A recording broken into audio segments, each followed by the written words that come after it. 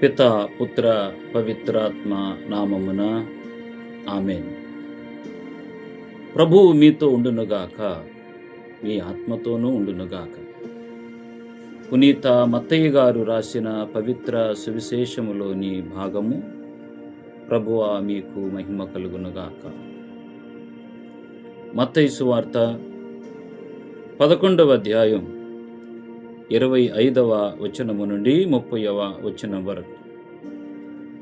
ఆ సమయమున యేసు ఇట్లనెను: పరలోకమునకు భూలోకమునకు అధిపతివైన తండ్రి, విఘ్నులకు వివేకవంతులకు వీనిని మరుగుపరిచి పసిబిడ్డలకు బయలుపరిచితివి కనుక నిన్ను స్తుతించుచున్నాను. అవును తండ్రి, ఇది నీ అభీష్టం. నా తండ్రి నాకు సమస్తమును అప్పగించి ఉన్నాడు. తండ్రి తప్ప మరెవ్వరూ కుమారుని ఎరుగరు, కుమారుడు తప్ప మరెవ్వరూ తండ్రిని ఎరుగరు. మరియు కుమారుడు ఎవరికి ఎరిగింప ఇష్టపడునో వారు మాత్రమే తండ్రిని ఎరుగుదురు. భారముచే అలసి సొలసి ఉన్న సమస్త జనులారా, నా వద్దకు రండి, మీకు విశ్రాంతిని వసగెదను. నా కాడిని మీరెత్తుకొనుడు. సాధుశీలుడనని వినమ్ర హృదయుడనని మీరు నా నుండి నేర్చుకొనుడు. అప్పుడు మీరు విశ్రాంతి పొందుదురు. ఏలయన నా కాడి సులువైనది, నా బరువు తేలికైనది. ఇది ప్రభు సువిశేషము. క్రీస్తువా మీకు స్తుతి కలుగునుగాక.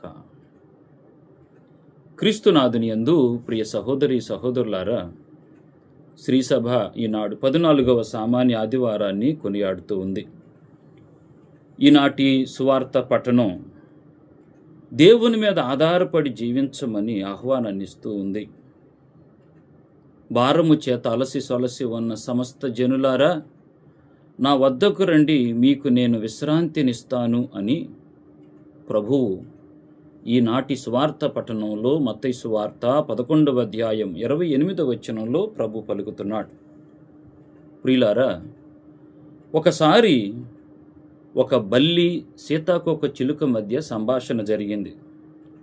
బల్లి గోడను అంటిపెట్టుకుని ఉంటే బయట ఉన్న సీతాకోక చిలుక వచ్చి, బల్లి బావా, ఎంతసేపు ఈ గోడను అంటుకొని ఉంటావు, రా, బయటకు సరదాగా వెళ్ళి తిరిగి వద్దామని సీతాకోక చిలుక బల్లిని అడిగింది. లేదు, నేను రాను. సీతాకోక చిలుక బయటకు వెళ్ళి కొద్దిసేపు తిరిగిన తర్వాత మధ్యాహ్నం పూట వచ్చి మళ్ళీ అడిగింది, బల్లి బావారా, బయటికి వెళ్దాం. లేదు, నేను రాను. సీతాకోక చిలుక బయటికి వెళ్ళి కొద్దిసేపటి తర్వాత మళ్ళీ వచ్చింది. బల్లి బావా, ఎంతసేపు ఉంటావు, రా, బయటికి వెళ్దామంటే బల్లి పలికిన మాట, నేను కూడా వదిలేసి వస్తే, ఈ గోడను వదిలేసి వస్తే ఈ గోడ పడిపోకుండా ఎవరు పట్టుకుంటారు అని బల్లి సమాధానం చెప్పింది. ప్రియుల, ప్రస్తుత రోజుల్లో చాలామంది ప్రపంచ భారమంతా, సంఘ భారమంతా, కుటుంబ భారమంతా నేనే మోస్తున్నాను అనే వైఖరిలో చాలామంది ఉంటూ ఉన్నాం. ఒక పనిని సమర్థవంతంగా చేయాలి అని అంటే 2 గుర్తుండాలి: ఆలోచన, ఆచరణ. దీనికి ఆధారం ఏమిటంటే, నా ఆలోచనలో, నా ఆచరణలో దేవుని మీద నేను ఆధారపడితే నేను ఆశీర్వదింపబడతాను అనేటటువంటి ఒక మంచి ఆలోచన మనిషిలోకి రావాలి. ఈనాటి మొదటి పట్టణంలో జకరియా గ్రంథంలో మనం చదువుకుంటూ ఉన్నాం. జకరియా అనగా యెహోవా జ్ఞాపకం ఉంచుకొనును అని అర్థం. జకరియా 12 మంది చిన్న ప్రవక్తలలో 11వ వాడు. జకరియా గ్రంథంలో 14 అధ్యాయాలు ఉన్నాయి, 211 వచనాలు ఉన్నాయి. క్రీస్తు పూర్వం 520 ప్రాంతంలో ప్రజల మధ్యలోకి వచ్చి దైవ సందేశాలను ప్రకటించినటువంటి ప్రవక్త జకరియా. ఆయన ఈనాటి మొదటి పట్టణంలో ఇచ్చేటటువంటి సందేశాలు ఏమిటి అనంటే, మొదటిది, ధ్వంసమైనటువంటి దేవాలయాన్ని పునర్నిర్మించి నూతనీకరించాలని. రెండవది, ప్రజలు తమ ఆధ్యాత్మిక జీవితాన్ని కట్టుకొని తమ హృదయాలను దేవునికి పునరంకితం చేసుకోవాలని ఈనాటి మొదటి పట్టణ సారాంశం. ప్రియుల, నేటి పట్టణంలో మెస్సయా వస్తాడని ప్రజలు ఎదురు చూస్తున్నటువంటి రోజుల్లో వచ్చేటటువంటి మెస్సయ్య వినమ్రుడిగా వస్తాడని ప్రజలు ఎదురు చూశారు. 100 సంవత్సరాలు ఎదురు చూస్తున్నటువంటి మెస్సయ్య వస్తాడని, శక్తివంతమైన రాజుగా వచ్చి ప్రపంచాన్ని జయించి శత్రువులను నాశనం చేసి శాంతి సమాధానాలు స్థాపిస్తాడని వారు నిరీక్షించారు. కానీ జకరియా ప్రవక్త మెస్సయ్య ఎలా వస్తాడు, ఎలా ఉంటాడు, ఏం చేస్తాడని చెప్పాడు. ఏం చేస్తాడు వచ్చేటటువంటి మెస్సయ్య అంటే, మొదటిది, యూదులు ఎదురు చూస్తున్న విధంగా మెస్సయ్య రాకడ ఉండదు. ఎలా ఉంటుంది మరి అంటే, మెస్సయ్య విజయశీలుడు అయినప్పటికీ వినయము కలవాడే గాడిద పిల్ల మీద ఎక్కి వస్తాడు. మూడవది, ఆయన రాజ్యము నేల అంచుల వరకు వ్యాపించిపోతుంది. నాలుగవది, ఆయన రాకడ సమస్త జనులకు శాంతిని తీసుకొని వస్తుంది. ఐదవది, ఆయన మనుష్యులకు స్వేచ్ఛ స్వతంత్రాలను ప్రకటిస్తాడు. ఎందుకు గాడిద పిల్ల మీద వస్తాడనంటే ప్రియులారా, పాత నిబంధనలో యోధా ప్రజలకు గాడిద అనేది నీచమైన హేయమైనటువంటి జంతువు. రాజులు కూడా గాడిద మీద ఆనాడు ప్రయాణం చేశారు. గుర్రంపై రావటం యుద్ధానికి గుర్తు. గాడిద మీద ఎక్కి రావటం అనేది వినమ్రతకి, దీనతకి గుర్తు. ఇదిగో నీ రాజు నీ వద్దకు వచ్చుచున్నాడు, అతడు వినమ్రుడు, చిన్నదైన గాడిద పిల్లపై వచ్చుచున్నాడని మత్తయి సువార్త 21వ అధ్యాయం 5వ వచనంలో మనం చదువుకుంటాం. రాబోయేటటువంటి మెస్సయ్య శాంతిదాత, శాంతి ప్రదాత అని ఈనాటి మొదటి పట్టణంలో జకరియా గ్రంథం 9వ అధ్యాయం 10వ వచనంలో చదువుకుంటాం. ప్రభు ఇంకా ముందుకు వెళ్తూ జకరియా ద్వారా చెప్తున్నాడు, నేను రథములను యద్ధాశ్వములను ఇశ్రాయేలు నుండి యెరూషలేము నుండి తొలగిస్తాను. అనగా దైవ ప్రజలందరూ శాంతితో ఉండాలి, శాంతి సమాధానం కలిగి ఉండాలని చెప్తున్నాడు. ప్రియులారా, ప్రభు గురించి పాత నిబంధనలో ప్రవక్తల ద్వారా రానున్నటువంటి ప్రభువు యొక్క ప్రేమ గురించి ప్రవక్తలు పాత నిబంధన గ్రంథంలో చాలాసార్లు ప్రస్తావించారు. కానీ ప్రజలకు అది అర్థం కాలేదు. కానీ క్రీస్తు ప్రభువే జన్మించి, జీవించి, శ్రమించి, మరణించి, పునరుత్థానుడై, మోక్షారోహణమై వెళ్తూ కూడా పరిశుద్ధాత్మను పంపించి నా ప్రేమ ఎంత గొప్పది అని ప్రభు ప్రకటించగలిగాడనంటే ఆ ప్రేమ ఎంత గొప్పదో ప్రియులారా మనం చూడాలి. ఇవన్నీ కూడా అపోస్తుల కార్యాలు 10వ అధ్యాయం 7వ వచనంలోను, మరియు అపోస్తుల కార్యాలు 15వ అధ్యాయం 9వ వచనం నుంచి మనం చదువుకోవచ్చు. ఇకపోతే 2వ పట్టణంలో ఈరోజు ప్రభు పౌలు గారి ద్వారా ప్రతి క్రైస్తవ శరీరం కఠినంగా ఉండాలి, మనస్సు దృఢంగా ఉండాలి. ఈనాడు రోమాపౌరులకు రాసిన గ్రంథంలో లేఖలో 8వ అధ్యాయంలో పౌలు గారు కొత్త మనిషిని గురించి, కొత్త సృష్టిని గురించి, కొత్త శరీరాన్ని గురించి మాట్లాడుతున్నాడు. ప్రియులారా, శరీర విషయంలో నేను ఓడిపోయాను, నేను పడిపోయాను, నేనేం చేయాలో తెలియక సతమతమైపోతున్నావా? ఈనాటి యొక్క 2వ పట్టణం 8వ అధ్యాయం సమాధానం. నీ జీవితంలో విజయం ఎలా వస్తుందంటే 3 ఉండాలి. పరిశుద్ధత, 2వది ప్రత్యక్షత, 3వది నిశ్చయత ఉండాలి. పరిశుద్ధంగా, పవిత్రంగా ప్రభువు నీకు ఇచ్చినటువంటి దివ్య సంస్కారాల ద్వారా నీవు పవిత్రీకరింపబడ్డావు. జ్ఞానస్నానం ద్వారా పవిత్రీకరింపబడ్డావు, దివ్య సప్రసాదం ద్వారా పవిత్రీకరింపబడుతున్నావు, పాపోచ్చరణ సాంగ్యం ద్వారా పవిత్రీకరింపబడుతున్నావు, దివ్య సప్రసాదం స్వీకరణ, వీటన్నింటి ద్వారా నువ్వు పవిత్రీకరింపబడుతున్నావు. ఈ పవిత్రీకరణను నీవు దాచి ఉంచుకోవాలి, పరిశుద్ధపరుచుకోవాలి. 2వది ప్రత్యక్షత, నీ యొక్క ప్రభుని యొక్క ప్రత్యక్షత రూపము నీ జీవితంలో దివ్య బలి పూజలో పాల్గొంటున్నప్పుడల్లా కనపడుతుంది, దాన్ని అనుభవించు. ఇక 3వది నిశ్చయత, నిశ్చయంగా ఉండు, నీ జీవితంలో నిశ్చయంగా ఉండు.